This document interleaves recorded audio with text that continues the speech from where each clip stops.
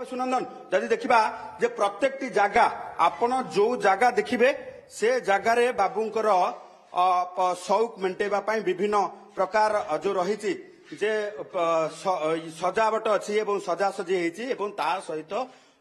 जो रही लक्ष लक्ष टंका जिते पड़ोसी छात को ठेली देते निज जो रही जे निज घरे जमी कारबार एवं कोटी 21 लाख टंकार जमी निज पत्नी ना बिकी जहाँ वर्तमान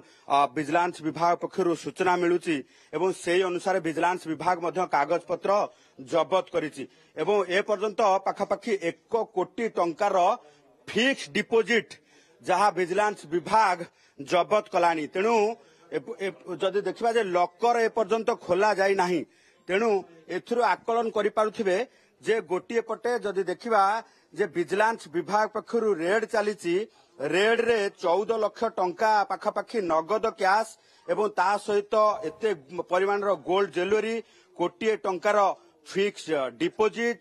ठारू आरंभ करिकी कोटी 21 लाख टंकार जमी कारबार जो रही कागज पत्र एवं वर्तमान जहाँ अपडेट आसूची वर्तमान जहाँ अपडेट आसी वर्तमान जदि विजिलेंस विभाग पक्षर देखा जे रही सुभाष चंद्र पंडा जे रही जहाँ घरे वर्तमान रेड चली